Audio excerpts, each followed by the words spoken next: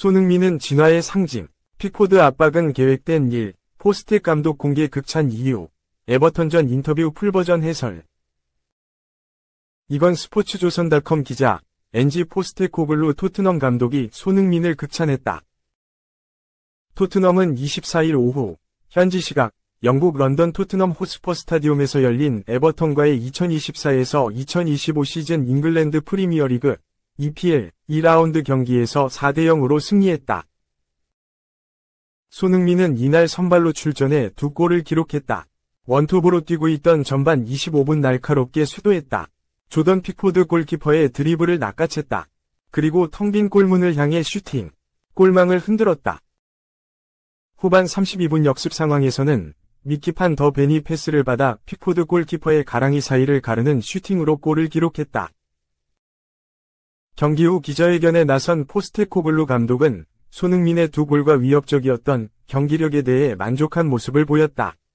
그는 우리가 발전해 나가고자 하는 방향이 바로 그것이라며 손흥민의 플레이를 치켜세웠다.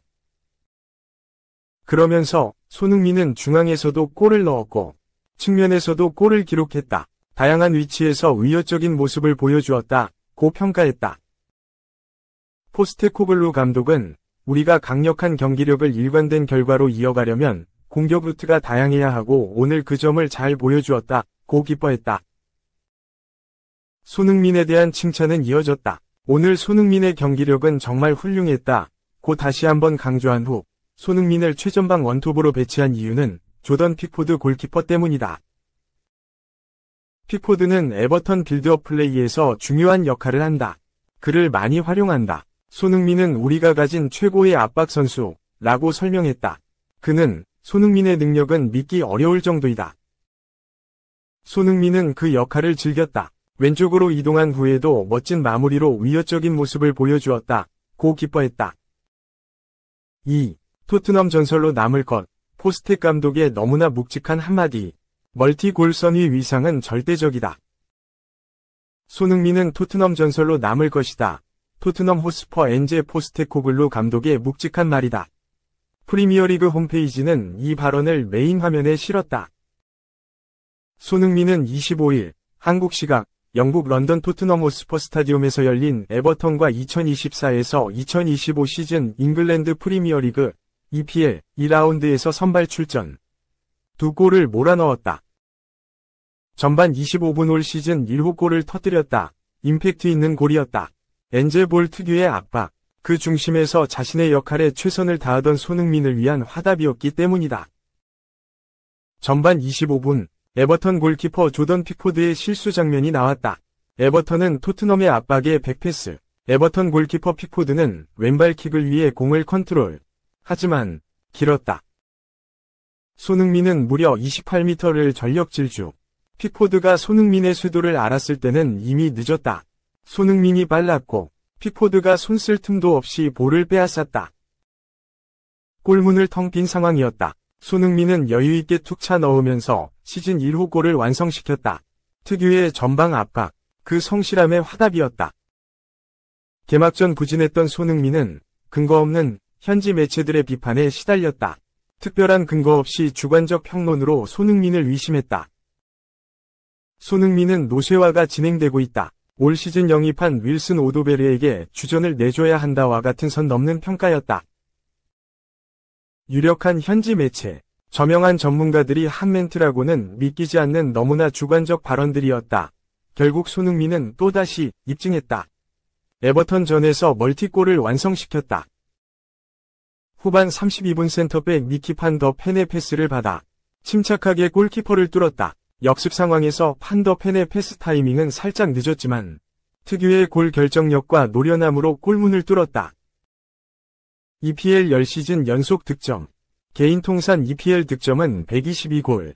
리버풀 전설 스티븐 제라드, 로멜로 루카쿠를 따돌리고 역대 득점 21위에 랭크됐다. 토트넘의 전설로 우뚝 서고 있다. 아무도 의심할 수 없는 상황이다. 이 같은 맹활약의 포스테코글루 감독은 손흥민에게 절대적 신임을 보이고 있다. 지난 시즌 손흥민을 주장으로 임명한 그다. 특유의 압박과 공격적 NG볼을 손흥민을 통해 수행했고 당연히 절대적 신임을 보이고 있다. 그는 현지 매체와의 인터뷰에서 손흥민은 토트넘의 전설로 남을 것이라고 했다. 더 이상 묵직한 말은 없다. 3. 230억 챙기고 또 부상. 역대급 주급 도둑 등장하나. 리그 2경기 만에 또 부상 징후. 오른쪽 화살표 감독도 몸 상태 문제 있어서 교체. 맨체스터 유나이티드 최악의 영입이 될 수도 있는 사나이가 등장했다. 또 몸 상태에 문제가 생겼다. 맨유는 24일 한국 시각 영국 브라이튼의 아멕스 스타디움에서 열린 브라이튼과의 2024에서 2025 시즌 잉글랜드 프리미어리그 2라운드 경기에서 1대2로 패배했다. 맨유는 이날 경기 전반 32분 미토마 가오르의 크로스를 받은 데니 웰백에게 선제 실점했지만 후반 15분 아마드 디알로가 직접 박스 안 돌파를 통해 동점골을 터뜨리며 경기 균형을 맞췄다. 하지만 후반 추가 시간 시몬 아딩그라의 크로스를 후방에서 쇄도하던 주앙 페드로의 헤더로 마무리하며 극적인 역전골을 터뜨렸고 맨유는 무너졌다. 하지만 맨유 팬들을 분노하게 한 것은 브라이튼전 패배만이 아니었다. 한 선수의 부상 소식이 팬들을 더욱 답답하게 했다. 영국의 메트로는 에릭 테나흐는 메이슨 마운트가 브라이튼과의 경기에서 전반전에 부상을 당했다고 밝혔다라고 보도했다. 마운트는 지난 개막전에 이어 이번 2라운드에서도 선발로 나섰다. 하지만 지난 풀럼과의 개막전에서 61분을 소화했던 마운트는 이번 경기에서는 전반을 마치고 곧바로 조슈아 지르크지와 교체됐다. 테나흐는 마운트의 교체 이유가 몸 상태에 문제가 있었기 때문이라고 밝혔다. 테나흐는 결단이었다. 마운트의 몸 상태에 문제가 있었다. 우린 마운트의 부상 이력을 알고 있기에 그를 교체했다. 라고 마운트를 전반 이후 교체한 이유를 언급했다. 마운트는 지난 2023에서 2024 시즌을 앞두고 맨유가 무려 6천만 파운드, 약 1,000억 원을 투자해 영입한 중원 핵심 전력이다. 한때 첼시의 미래로 평가받기도 했던 마운트는 지난 2021년, 2022년 첼시에서 올해의 선수로 꼽힐 정도의 선수였지만 2022에서 2023 시즌부터 부상과 부진으로 어려움을 겪었다. 첼시에서 자리를 잃은 마운트를 맨유가 원하며 영입이 성사됐다. 마운트의 맨유 합류 이후 팬들은 하락세와 부상으로 고생하는 그에게 엄청난 이적료를 투자한 것에 대해 강한 불만을 쏟아냈다. 다만 그가 첼시 시절 활약했던 모습을 보여준다면 팬들의 마음을 바꿀 수 있을 것이라는 전망도 있었다. 하지만 그 전망은 실현되지 못했다. 팬들의 우려가 현실이 됐다. 마운트는 2023에서 2024 시즌 리그 단 14경기 출전에 그쳤다. 선발은 5경기에 불과했다. 출전 시간은 512분으로 충격적인 수준이었다. 모든 공식전을 다 합쳐도 754분이다. 마운트는 맨유와 주급 25만 파운드, 약 4억 4천만 원 수준의 계약을 체결했다. 연봉으로 환산하면 1,300만 파운드, 약 229억 원이며 754분을 뛰었기에 분당 대략 17,240파운드, 약 3천만 원을 수령했다. 맨유 팬들로서는 분노할 수밖에 없는 수치였다. 이번 시즌에는 비교적 무난하게 시즌을 시작하며 지난 시즌과 다를 것이라는 기대가 있었지만 불과 2경기 만에 다시 몸 상태에 문제가 생기며 맨유 팬들을 다시 마운트의 상태에 대한 우려가 커질 수밖에 없게 됐다. 맨유 역대 최악의 주급 도둑이 탄생할 위기다. 마운트로서는 이번 시즌 증명을 위해선 이번 부상 문제는 빠르게 털고 다시 복귀하는 것이 중요할 전망이다. 4. 충격, 마테우스, 또 김민재 저격, 지난 시즌 별로였는데 오른쪽 화살표 과거엔 미넨 수비 불안 요소.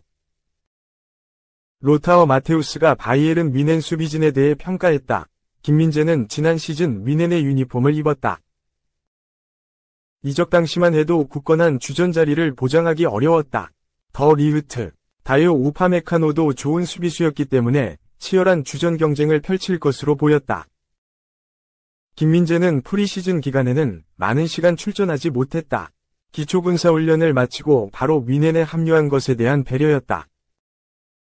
시즌이 시작되면서 김민재는 곧바로 선발로 나왔다. 분데스리가 개막 전부터 선발로 모습을 드러냈고 안정적인 수비를 보여줬다. 이후에도 주전 센터백으로 출전하며 미넨의 후방을 든든하게 지켰다. 우파메카노, 더 리흐트가 부상을 당해 자리를 비울 때도 김민재는 계속해서 풀타임을 소화했다. 센터백의 보강이 필요하다고 느낀 미넨은 겨울 이적 시장을 통해 다이어를 임대 영입했다. 김민재의 입지는 변함이 없었다. 하지만 후반기에 접어들면서 변화가 생겼다. 김민재가 아시안컵에 갔다 오면서 상황이 바뀌었다. 미넨은 겨울 이적 시장을 통해 임대로 에릭 다이어를 품었다. 다이어의 합류에도 김민재의 자리는 그대로일 것 같았다. 하지만 투엘 감독은 다이어, 데 리흐트를 주전으로 내보내기 시작했다.